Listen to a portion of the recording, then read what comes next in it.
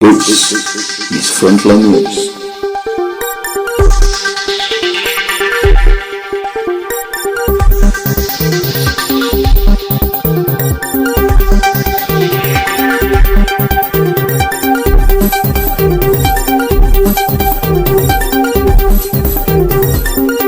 Voice of Siga, the home of hopeful voices. Good evening, this is Voice of Siga, your trusted source for credible, timely and insightful news. I'm Patience Muhande, bringing you the top stories making headlines across the nation and beyond. Top cop under fire over alleged evidence tampering in police custody. Kenya denies involvement in Sudan war, reaffirms diplomatic. Maraga demands presidential action over slain. Ndoya Sugar FC escapes relegation with decisive win. And now, welcome to our news in details. The Director of Public Prosecutions reveals that Nairobi Central Police Station's OCS, Samson Talam, allegedly interfered with crucial CCTV evidence in the ongoing probe into the death of Albert Ojwang.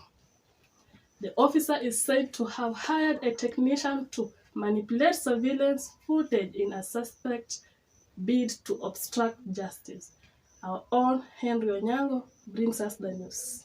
Your Honor, I think I've agreed that what I'm going to answer is what is in my arraignment. Please, just listen. No. This is cross-examination. I decline to answer that question, Your Honor. It is in public domain. The Director of Public Prosecution, DPP, has told the court that Nairobi Central Police Station OCS Samson Taalam interfered with crucial evidence related to ongoing investigation into the death of Albert Ojwang in police custody.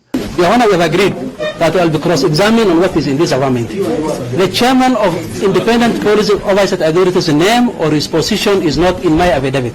Appearing before the Milimani Law Courts, the prosecution said that Taalam, who is the custodian of station records and CCTV systems, hired a technician to tamper with surveillance footage at the Central Police Station, an act believed to be an attempt to obstruct justice.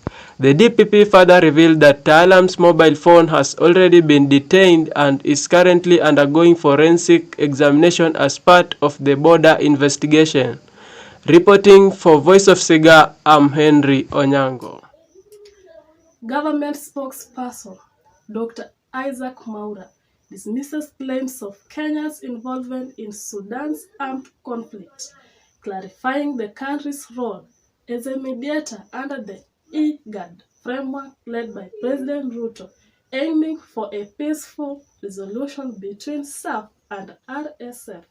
Our own Rickson Otinga brings us the report. Government spokesperson Dr. Isaac Mwaura has come out to dispel reports that Kenya is involved as an architect in the Sudan war. Including RSF signed the Sudan Founding Charter in Nairobi to form a peace government. Speaking to the press on Monday, Mwaura clarified that Kenya is only involved in the war from a diplomatic standpoint, acting as a mediator between warring factions in Sudan to achieve a ceasefire. He added that Kenya's peacekeeping and conflict resolution is informed by the Intergovernmental Authority on Development IGAD process, chaired and initiated by President William Ruto to bring together the warring factions, the Sudanese Armed Forces (SAF), and the Rapid Support Forces RSF. Reporting for Voice of Siga, I'm Otinga Rickson. Former Chief Justice David Maraga calls on President William Ruto to personally intervene and demand accountability in the brutal murder of teacher Albert Ojwang. Maraga insists that implicated officers should be arrested and secured bosses held to account. Our own Santana Shtakwa brings us the report.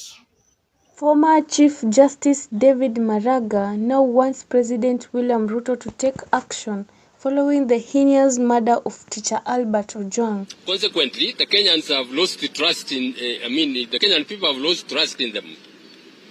This cannot be allowed to continue. Our institutions of human rights and the justice need a serious resetting and rebuilding.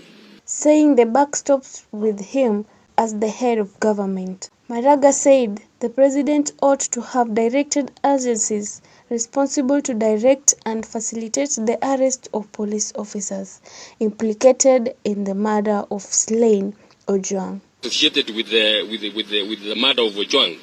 Maraga noted that ideally the security bosses at the center of Ojwang's mysterious death, led by the DIG Eliud Lagat, should have stepped aside immediately. Reporting for Voice of Siga, I am Santana Shitakwa.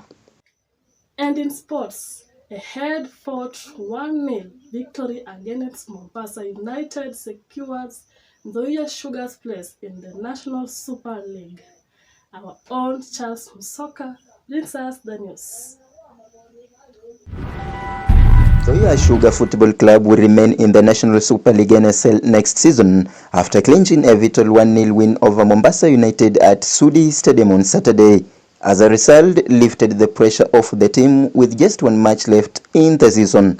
The narrow victory not only ensured Sugar Miller's survival in the competitive second-tier league, but also brought relief and renewed optimism to the team's technical bench and fans. We try to secure the retiring sports persons into our employment in one of our.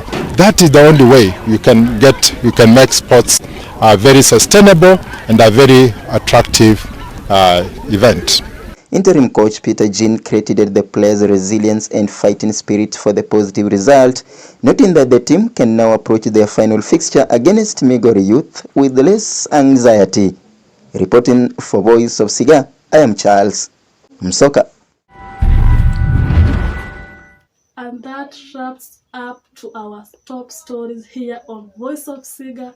For more updates and in-depth reports, follow us across all platforms.